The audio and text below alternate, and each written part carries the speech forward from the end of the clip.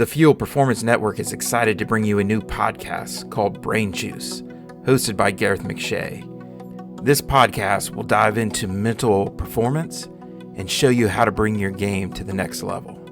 Sit back and enjoy the show. Take it away, Gareth.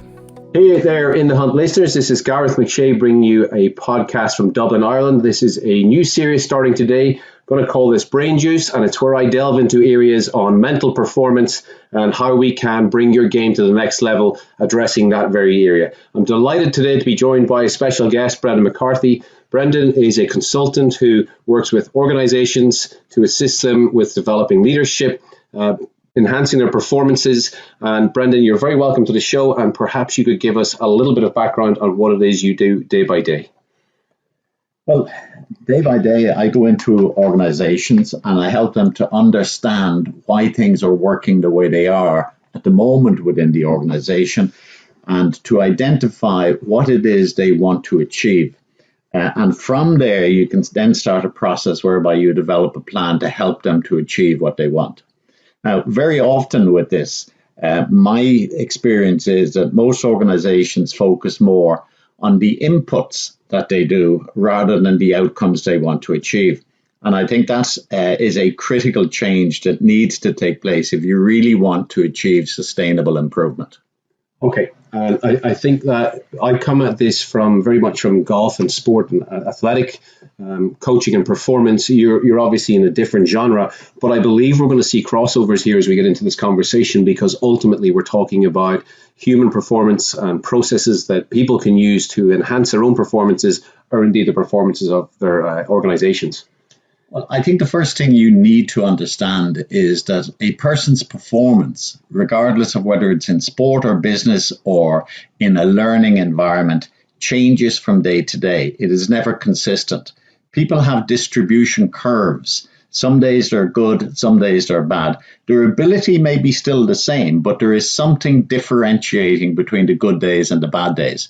And part of what I focus on is helping people to understand and appreciate the difference that makes the difference. Why are the good days good, and what they can do by design and by proactively doing stuff to ensure that they have more good days rather than bad days. I assume that's the same in sport, and particularly in golf. Yeah, and I would say for sure when you get to the more elite levels, we want to really narrow the gap between the bad day, which could mean a player not getting paid that week or missing a cut, and the good day. We want to give the players ability to still record scores that are reasonable and keep them in contention, even when they're having one of those bad days where the level of performance is not what they know they're capable of, doesn't reflect their true abilities. But we're going to have days like this, as you say, or like that. And it's so important to have methods to deal with those days which allow you still to be reasonably successful. Well, I think in the context of that, we're not talking for professional golfers, for example, of a normal distribution curve. We're talking about a curve that's very much skewed to the right-hand side. So their bad days are still good by most standards, but it may not be good enough to win the particular competition. And what I work with in organizations is trying to help people to understand what they're actually doing on their best days, when they're in the zone, when they seem to have more time, they have more focus, and they can see things clearer, and they can play to their potential more often, more regularly. And it's trying to get into the mindset and understand what's happening at every level within the mind to help them to do that when they choose to do it, and not just simply leave it to chance. Yeah, it's that concept that you can train the brain, if you like, to allow yourself to access those resources that you've previously developed during the stress and anxiety of competition, I would say. But I think it's important to realize that success leaves, a trail. There's a recipe for success, and on your best days, whether that's on the golf course or in the boardroom, there are certain things that will be occurring with some regularity, and we're trying to find those clues so that we can give you that recipe or that blueprint for success and allow you to access that in those competitions or when you most desire those performances. Just to kind of kickstart this in a slightly different direction, when I talk to athletes, and folks, if you're listening in and you're that player who's trying to break 100 or 90, yes, of course, you will need to develop a certain amount of skill, which will allow you to get out on a golf course and hit those targets. And we've talked a lot about that in our Next Level series. But your mental performances will still be important, and maybe it's key at that early stage to start developing those things. But certainly when you start to get into the more elite athlete, and I talked to them about mental performance, and I asked them, what percentage of your performance levels do you attribute to mental performance? Amazingly, I almost always get an answer between 75 and 90%. It's huge. It's 3/4 to 90% of their performance they are attributing to their mental state and their thinking, their mindset, versus their physical capabilities, the equipment they have access to, or etc. Would you say that you would see similar in the boardroom when you talk to people about performance that way? I think there's a couple of factors that can influence it. One is this concept of being in the zone. And as I mentioned already, being in the zone means that you have clarity, you seem to have more time, and things are easy and effortless. Getting into the zone is something that you can do by design. You don't have to leave it to chance. Most people do not have the training, the competence or experience or the know-how to do that. But imagine in any sphere, if you could actually allow yourself and ensure that you are in the best frame of mind and the best position to enable you to perform at your potential.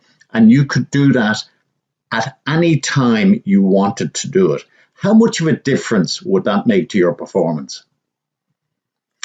Second factor I'd kind of put in there is this whole thing about the way you think, your beliefs.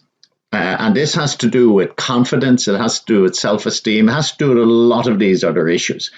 But there are certain beliefs that you could have that would be more resourceful and more enabling you to perform again to your potential, or maybe just a little bit better than those around you, which essentially in golf, that's what you're trying to do all the time. It doesn't matter whether you win by 1 stroke or 10 strokes. Winning is what it's all about.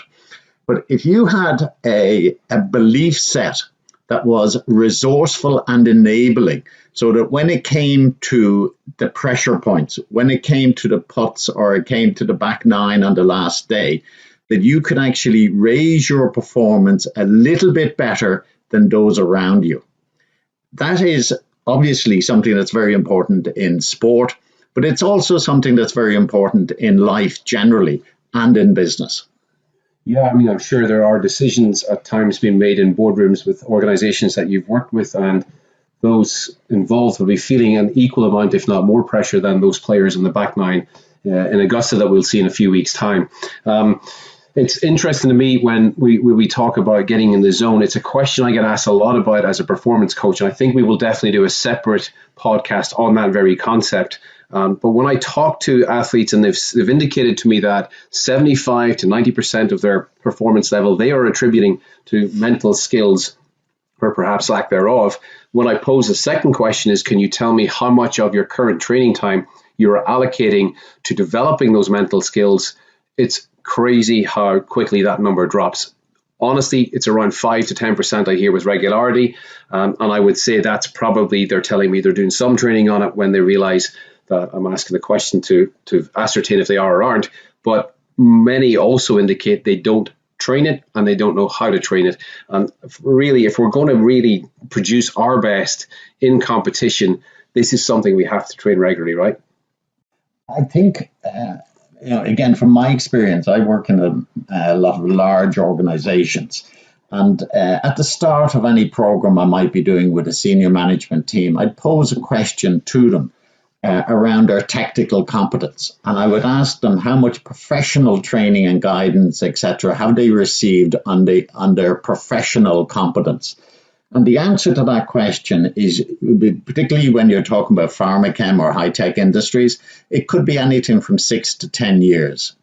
When I ask them the follow-on question, which is that when you're performing the role yourself, how important is that technical competence? The answer is usually extremely high. But when it comes to leading a team of people, you're now talking about a different set of competencies that are required. And this is around the leadership side. And in the business context, when I ask people how much training professional training have they gone through in terms of developing self-awareness, resourcefulness within themselves, flexibility within themselves, and the ability to respond to different situations in different ways so they're more effective at communicating and influencing those around them?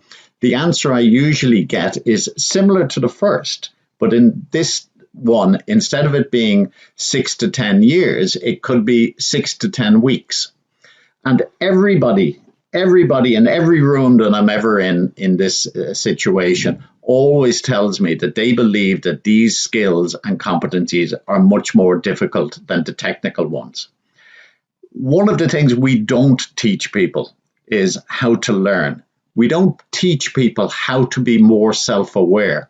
And we don't teach people how to influence what goes on in their own minds. I take an example sometimes, and I say that if you're going into a meeting and you're dealing with somebody, how important is your mindset or mood going into that meeting in terms of the effectiveness of the meeting itself? Now, everybody logically would say that it's very important. And they don't understand the actual extent of the difference that can make. It can be absolutely huge. If I go in to meet somebody and I think I'm wasting my time here, that's going to show up in my body language, and it's going to show up in everything that I do. And the consequence of that is that the outcome is going to be the same as the outcome I achieve in any other situation. Whereas if I go in with a different mindset and a different approach to this and different mental attitude, and I say, I know that during the course of this conversation, I'm going to pick up clues and hints that will allow me to follow up and ask questions that will get this person thinking differently. Then not only is my mindset different, but I'll show up completely differently in the meeting, and I will get a very different response to what I would have got in the first meeting. Now, that's kind of in the business context, but in the personal performance context, we don't train people on controlling their own minds. We allow people to just simply respond to the circumstances and the situations they encounter. That impacts on their mood, and that subsequently impacts on their performance. We shouldn't be leaving this to chance, and our performance shouldn't be dependent on who we met last or what they said to us and if they upset us, etc. We need to be in control if we are going to perform to our potential. I think that's such an important point, because what a lot of people don't realize, or perhaps haven't been introduced to the concept of, is you have choice with regards to how you're thinking, what's happening in that respect, how that thinking is affecting your mood, your physiology. Are you walking onto the golf course with slumped shoulders? Have you just met that caddy who pissed you off at a tournament 4 years ago, and now you're bringing that to the first tee box? All of these elements, you're in much more control. You're in potentially much more control of them than perhaps you realize. And it's an area that, to me, you've got to develop and become quite bulletproof, so that your thinking is empowering you with beliefs that mean that you walk into golf tournaments not just believing that you can compete, but that you can genuinely compete and win the event. And that's going to be something that perhaps some people will need to develop. Other people seem to bring it to the course. I think right now we see John Ram looks like he's going to be in contention every single week.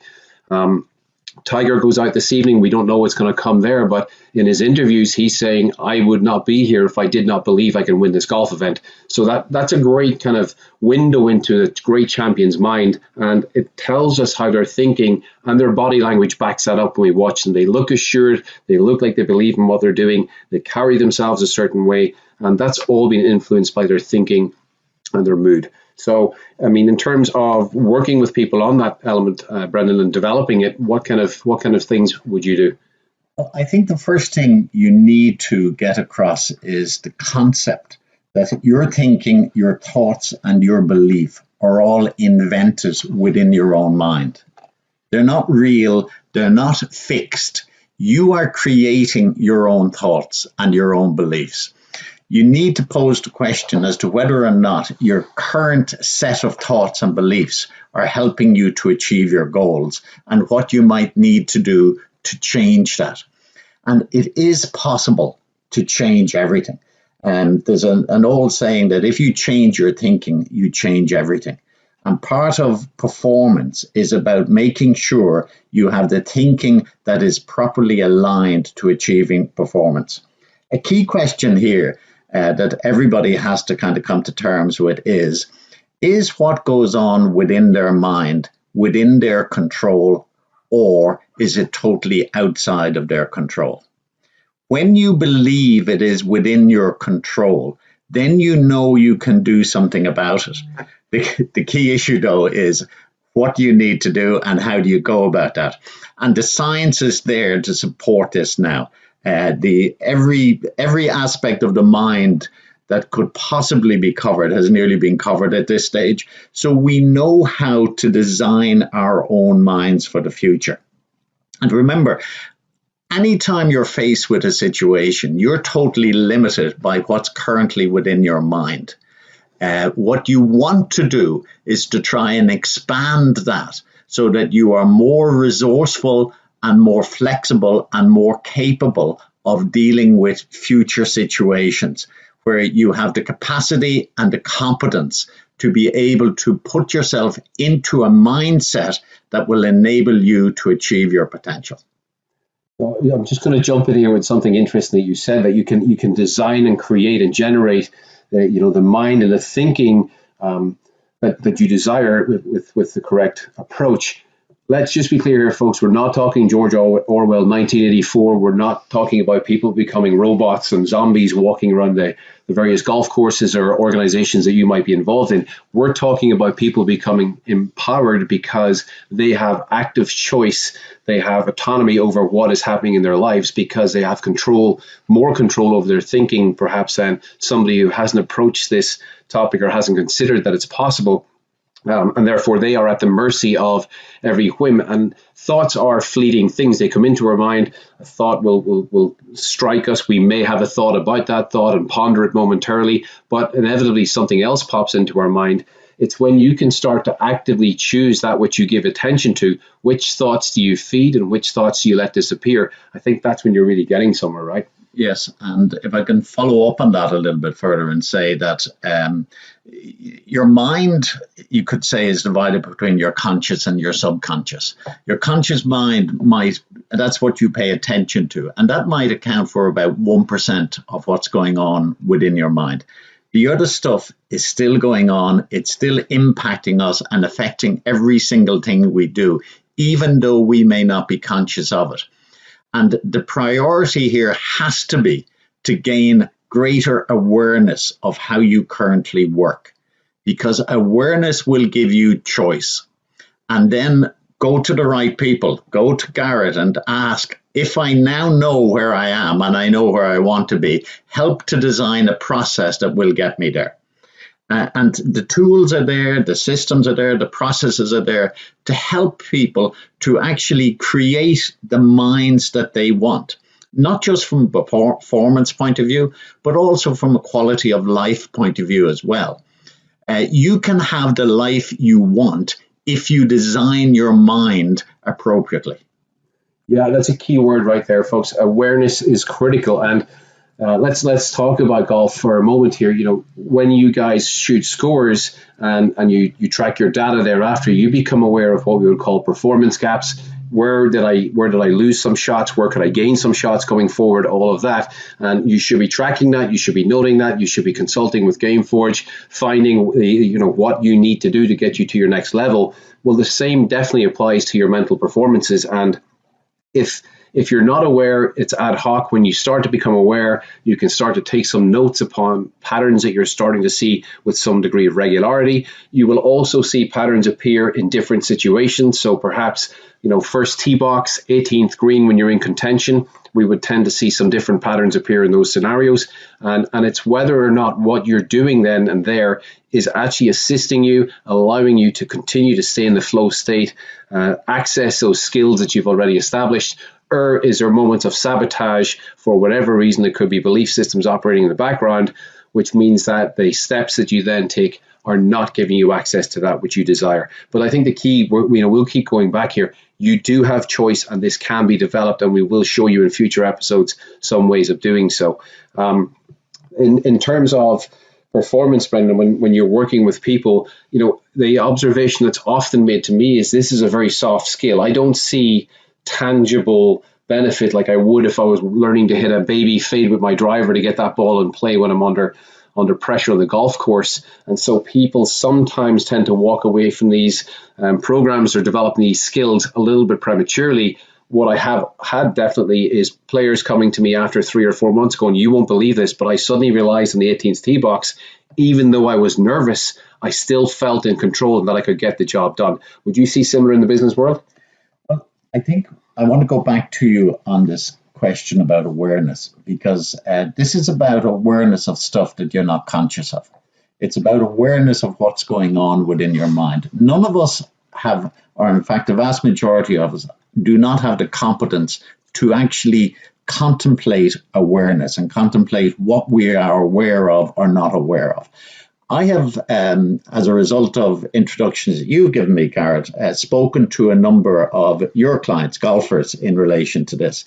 And going back to the earlier part of the conversation, how important is the mental game versus the technical game? Every single one of them has said to me that the mental game is so important. And I asked a question at that stage, what percentage of your practice and training do you give to the mental game? And what exactly are you doing to improve that? And it's like rabbits in the headlights. They look at me and they have no concept or idea. They know that they should be doing this, but they just don't know what to do or how to do it. And that is where the real benefit of the latest science and the latest thinking can come. It's to give people greater appreciation, greater awareness, and the ability to do something about it. And that applies in business, and it also applies in sport. What I would like to see is that if people understand what's important and they're able to prioritize that they devote a similar time to training on the technical and on the mental side. And if the difference on the fourth day of a competition on the back nine is more mental, they should be concentrating their training on that. In the same way that a golfer might take the view that half of my shots today are going to be putts or whatever it might be, yes, they will concentrate on their putting to make sure they reduce that number. The same has to apply with concentrating on developing capability within your own mind as to how to control your mind and design it so it'll be more resourceful and capable of standing up to whatever pressures and whatever context you might face in the future. So a couple of things there. And the first one I would say is, in reality, when we get into conversations around the mind and mindsets and beliefs, folks, this isn't really about golf, and this really isn't about business. It's about life, and it's about every experience you have, because wherever you go, your mind is going with you, whether you like it or not. And so to me, it's extremely empowering off the golf course when I work with athletes and they come back and they're so excited that, hey, my relationships are getting better and I'm able to think about communication with people in a different way, or walking into meetings, I check in with myself and go, hold on, where's my mindset? What am I thinking? What's my breathing telling the people in the room? What's my body language telling the people in the room? It's extremely powerful stuff that can only be of benefit across the board. I would also say that we see such an emphasis nowadays on technique in golf. We see so much mechanical, and there's lots of great stuff out there. We see professional swings being analyzed after they win, and I think of Pereira last year in the one of the majors, the 72nd hole, losing the ball to the right, and immediately it becomes about his golf swing. But he had that golf swing for 71 holes, and there was not an issue. So it would be remarkable if he suddenly had physically made an alteration to his movement pattern. The reality here is there was something happened in his mind, or didn't happen in his mind, that needed to happen to allow him to get that 72nd hole played.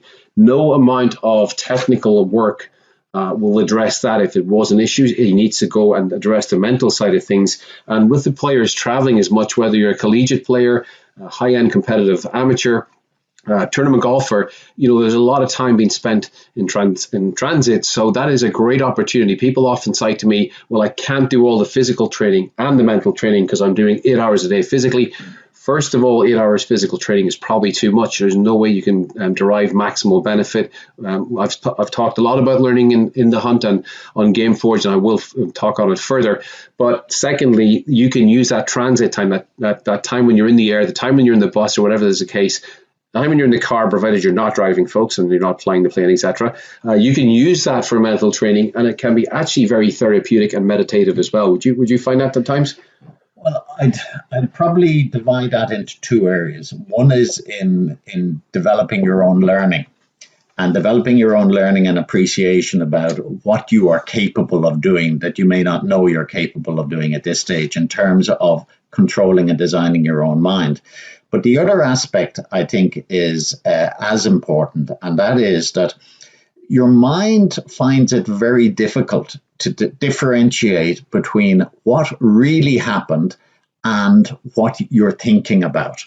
So if you imagine something, and imagine, let's say, playing on the back nine of the final day competition or having to sink a putt, etc. And if you put yourself into that position in your imagination, that is training yourself for actually coming across that thing in practice so that you are better prepared, you are more aware of your own mood, you're more aware of the submodalities that are taking place, and you can make sure that you have them aligned to allow you to put the best stroke or to hit the best putt. And that's what it's all about. And that's why I think some players in the golf context always seem to do better than others when it's the final nine on the final day. What's your view? Well, I'm going to touch upon a word that you used there for our listeners, and you said submodalities. I think you need to elaborate.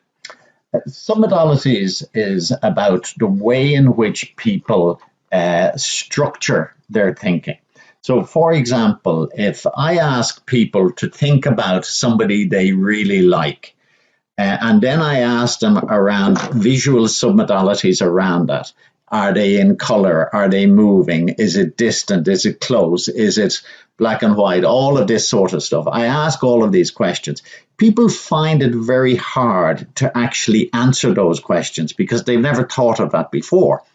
But what's interesting is if I then ask them to think of somebody they don't like, they will have a different set of submodalities associated with that person.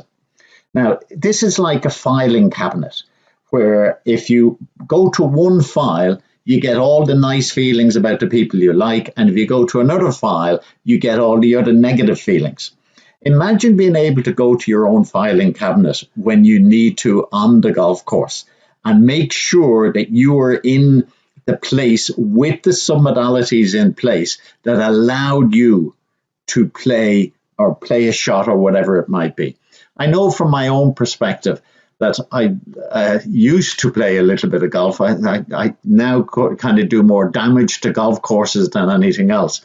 But one of my submodalities around this is my body posture, my positioning, and where I'm looking and how I'm holding my head. And when I get into this, everything seems to become brighter with greater clarity. And when I'm feeling and thinking that way, I know there is a higher likelihood that I will hit a better shot.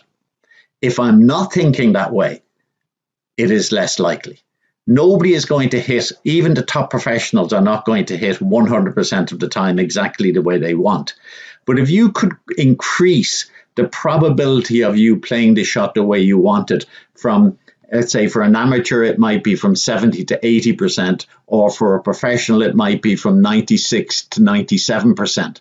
That's the difference that can make all of the difference. And understanding the submodalities that apply when you are playing at your best and being able to replicate that when you need it is a massive boost to performance.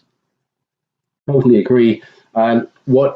Just to take Brendan's observation about when he thinks about somebody he likes, and he has a certain set of submodalities, so he will have imagery, and it could be bright, vivid, up close, all of that. And then when he thinks about somebody he doesn't like, and I do note that he nodded towards me as he was making this observation, that his submodalities would greatly change, and that could become darker, more grey. He could feel that person's far away because he doesn't feel close to them in terms of his mental imagery. Well, your golf shots or your golf game, certain departments will probably have different sets of submodalities operating in different ways. And going back to this concept of awareness, if you take a department that you have very strong positive thoughts around, so let's say you love driving the golf ball, it's the strength of your game, and you go, you become the internal detective, the mental detective, and start to ascertain the submodalities that are at play there. Again, going back to the visual imagery you might be internally creating, the sensations in the body that you're experiencing, the auditory, the self-talk, which we will definitely do an episode on. That's a standalone episode for sure, folks. But you could then transfer or play around with those submodalities on another department that you're not quite as positive about in terms of how you think about it. So that could be short game putting, bunker play, whatever is the case, but to play around with those submodalities and introduce some of them, and you may actually find yourself experiencing different sensation as you approach the shot, and as a consequence, executing with different results. Would you agree? Your sensation, to use that expression, when you approach your shot is going to affect the probability of you hitting it well. And to be able to do that, you need greater awareness of what's going on, how you see things, what you're listening to, how you feel. And if you're able to through practice, have the ability to put yourself into a position where you achieve those kind of states, then the probability of you performing to your potential greatly increases. Most of us are not aware of this, and it does require training. It is something that's totally new to us, but if you engage with it, you are now increasing the potential of making sure that you are stronger mentally than the people around you. And that's a huge advantage to have, particularly in something like golf. Definitely. And through your own enjoyment of the game, for your competitiveness, for your enjoyment of life outside of the game, I just don't see any downside to working on this end of things. One observation, I'm going to finish on this, Brendan, because I'm aware that we're supposed to be hitting around half an hour. We could probably go on here for 3 hours, but one observation that's made to me on occasion when I'm working with athletes in golf or in other sports is, well, if this has to be done so consciously, so you may have to consciously adjust your physiology as you walk to the first tee, or if you're walking into a boxing ring. I can't think of a much more terrifying arena than walking in where somebody's going to try and beat the head off you, and your job is to beat the head off them first. Your physiology is critical, because any signal that you're giving, not just to your opponent, but as importantly, internal sensations will be generated by how you're holding your body, the speed at which you're moving, the speed at which you're breathing. These are great things, but people say to me, well, hold on, if this was natural to me, I wouldn't have to make these conscious adjustments. Well, we all have patterns that we have executed for a period of time, and at a certain point in time, to Brendan's point, they will be executed unconsciously. They're happening whether you know about them or not. And to change them, we have to make conscious intervention, right? Yeah, I'm going to refer back to the old Russian proverb, and it's probably not appropriate to refer to Russian proverbs at this particular time, but this particular one says, everything is difficult until it becomes easy. And everything will feel unnatural until it feels natural. But having said that, if you practice and if you repeat something often enough, it will become easy and it will become natural. You just have to get over that initial hump. And we can get into the stages of learning and how people feel at the different stages. But it is possible for you to develop new muscle memory so that it does become instinctive and it does become second nature to you and natural to you. The key thing is developing the right things, the things that will enable you to perform better. Totally agree. And if there is one take home that I really feel we would both want you to have right now is this: you do have choice. These things can be developed. There is extensive scientific research backing all of it up. Folks, we're not talking about brain hacking or neuro hacking or bio XYZ. This is genuine research through the world's greatest universities and institutes, and it tells us that when you do certain things, other things change, and those changes happen over time, as it would be if you were going to the gym and developing muscle or changing your body composition, as it is when you change your golf swing. It takes time, but it is possible, and through sustained, consistent application, you can really make a difference to how you feel and think on the golf course, and therefore how you perform. If I could just say that there's another old saying there, that ignorance is bliss. If you don't know, you don't know, you think you know, and you've been quite comfortable within that. There's an awful lot of stuff that we are not trained on that can be very significant at improving our approach to life, our quality of life, our performance in every aspect and every field that we encounter. And that is all around understanding more about what goes on in our minds, and then proactively designing a mindset and an approach that will be more resourceful and more enabling for us to get what we want. That's what this is all about. Yeah, and unfortunately for any of you who have taken the last 30 minutes odd to listen to the two of us, you can no longer claim ignorance because we've just told you about all of this. So, folks, thanks for listening in. This is In the Hunt, Gareth McShea with the new Brain Juice series of podcasts. As always, check out Fuel. We've got new videos dropping every single day. Gameforge platform. Brendan McCarthy, thank you so much for joining me, and I look forward to our conversation next time. Thank you.